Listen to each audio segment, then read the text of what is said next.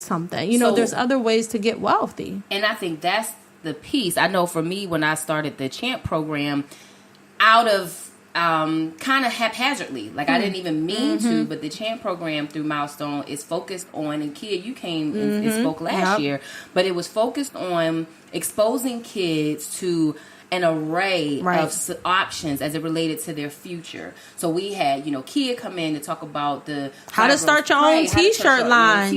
Which was fun for me. It was fun. Right? And that's encouraging. We had, people from Einstein come, all of that. But the goal was, because here's the thing, in Philadelphia, and I think we could use some opportunity with improving this, but one of the focuses is on giving kids and educating them, I should say, on additional income streams, because what the city has found is that even with all of these educational and institutions of higher learning, a lot of these kids are not going to college. They're not leaving and going to college. And if they are leaving and going to college, some of them aren't even staying in college. They're not even staying. They're not staying. Right. They're coming home. We having trunk parties and kids are going to school for a year, 2 years. And so what they're finding is kids aren't skilled to do anything else. How about that? And it's not back in the day where you can go work at the mill or go work at Tasty Cake and stuff like that. Yeah. How about that? So, you two, you mentioned earlier, Kia, you guys are getting into real estate. Talk about that, Moussa. What got you into real estate? Why real estate? Well, one of the reasons why I got into real estate is because I realized that at my age, in my 40s, in my early 40s, that there isn't any pension for me. So when I really started working in corporate America, 401k was the big thing. 401k. So I said to myself, okay, so 401ks lucky enough to have about $200,000 in 401k. I retire and live 10 years, that's $20,000 a year. Wow. I'm not sure how good I'm going to be living. So I knew that with real estate, I would create a vehicle with which I can save, and also I can have money come back to me if I decide to buy and hold, in opposed to flipping and selling. But it's a great way to have your money work for you. Right. So when I look at multi-level living and having multiple streams of income, I think about myself having 4 employees, with each job being an employee. So I have the main provider, which is my main job, my 9 to 5. I have my other 2 employees that the more experience they get, the more they can generate, and things can shift.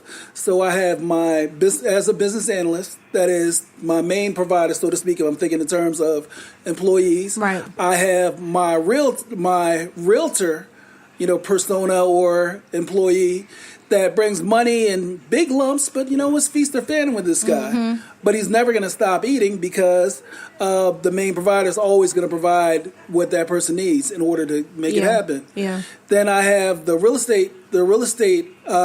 realtor that's able to provide sources of properties or investment for the investor.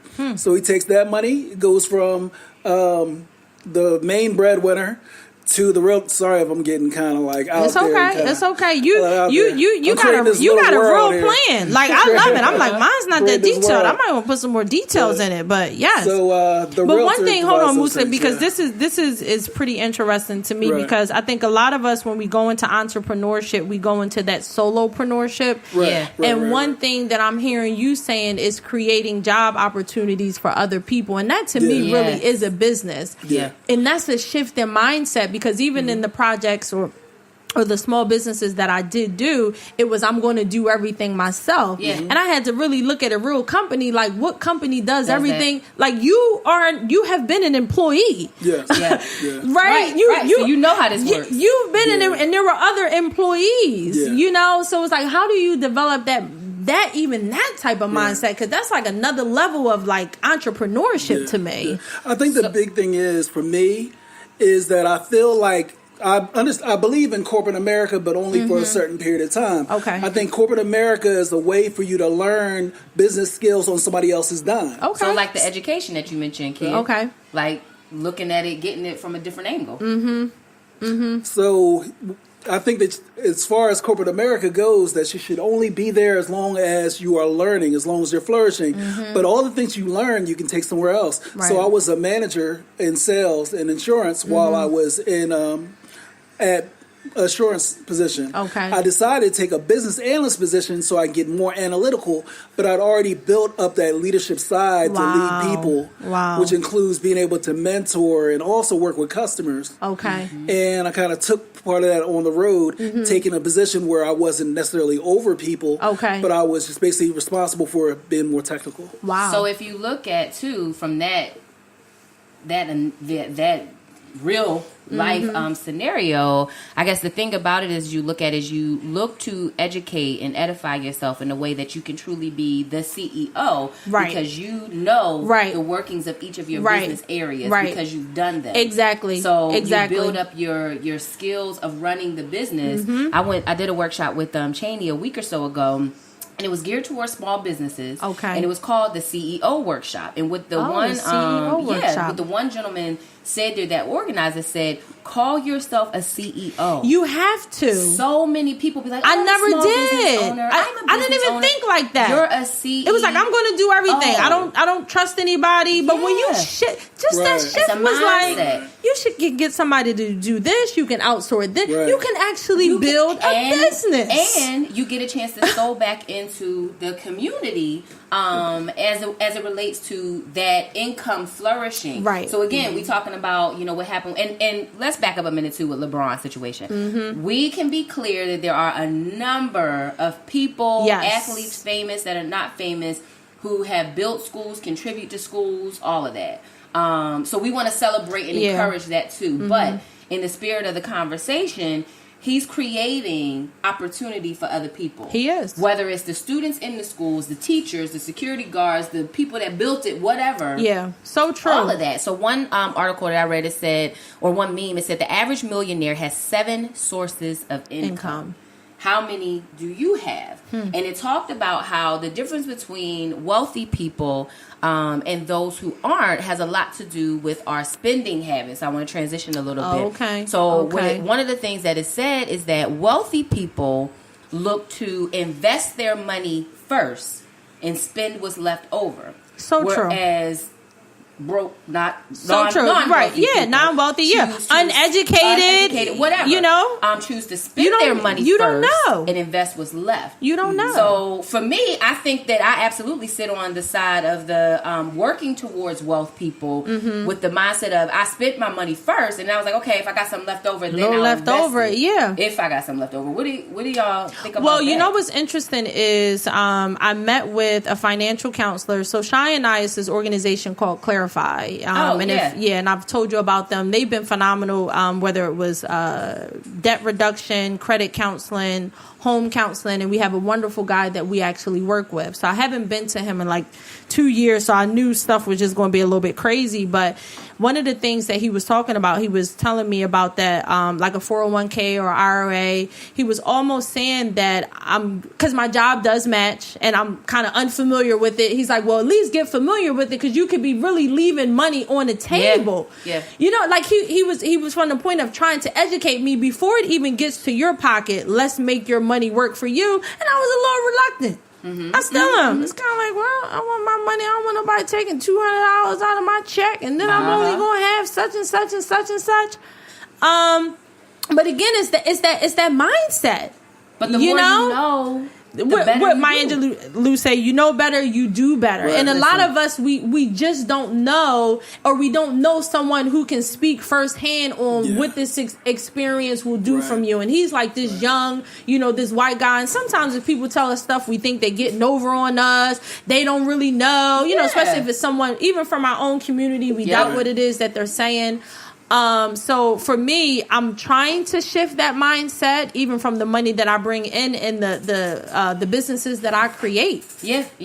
And that's a good thing. One of the organizations I work with now just started offering a 401k, which was like, wow, crazy. But we were encouraging the associates to sign up because they match up to 6%. So I'm like, listen, contribute up to 6%. because they're giving you money. That's free money. And then you got to think about it like, we pay, 6.5%, 7% for sales tax. Mm-hmm. And so then you start thinking about, for me, I always like 401s because I can't touch it. I can't get to it. Right. That's not my only.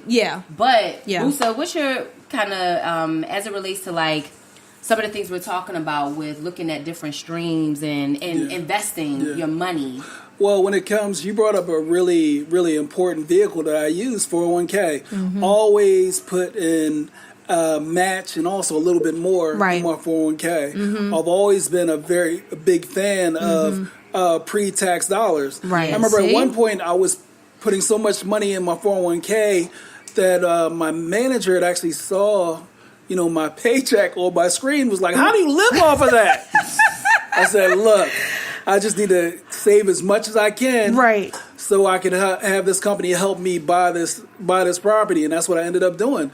Literally, I could almost say that when it came to the money I invested, my company paid for half of it because I was able to save using 401k. Right. So it's definitely very powerful. But even I see the way that you're doing things is strategic. There is an ultimate goal. And I think sometimes we don't have that goal in mind. And even talking to the guy, the financial counselor, I was telling him, how much money and stuff we save and stuff like that. Right. And he was like, okay, on a monthly basis is this. He said, but at the end of the year, you have this particular amount. Look at that amount as a whole and say, okay, what do we want to do with this? Yes. And I just kept slowly shifting just the way that I manage my money, and that slight shift will help it to start working for me so that my company can help me to build my business. But that mindset is like, you have to develop it or talk to someone, Moussa, so I thank you for being here. So think about if you would have been exposed to these concepts like some of our peers and our Caucasian or other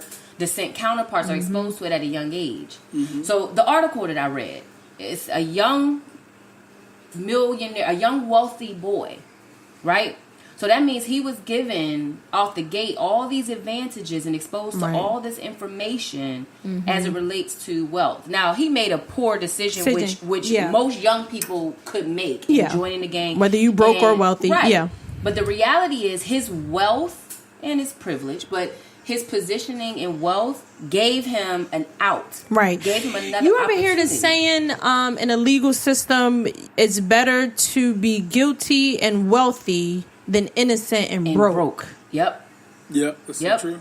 Right? And it's That's crazy. sad. But we're teaching our, in our community, we got to teach our kids about so much, how to stay alive, how to do this. But this is the one area. I know for me, like how to survive. My dad was an entrepreneur. He owned his own garage. My grandmother and mom were in real estate, if you will, because they both had investment properties. But they never told me that. Right. It was never introduced to me that way. Taught to you, talked about this is how teaching, and this was funny because my grandmom's concept was you only live once. She was YOLO.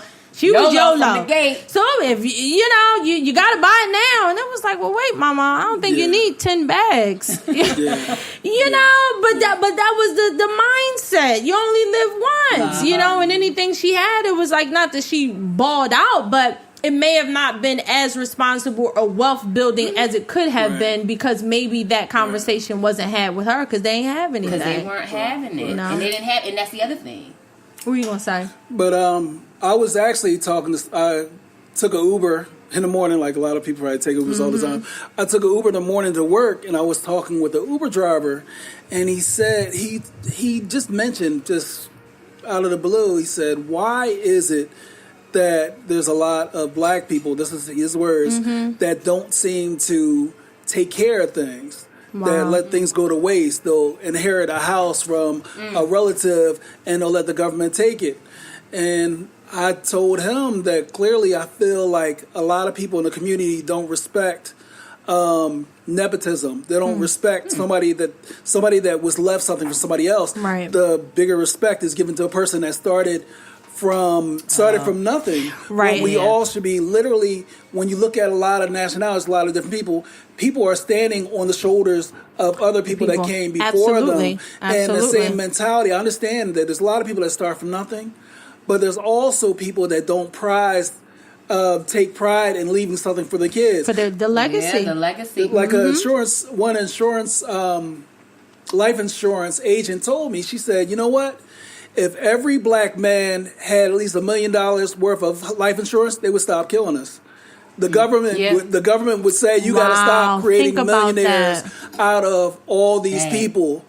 You're moving all this wealth by killing these people. You got to stop killing them. You're creating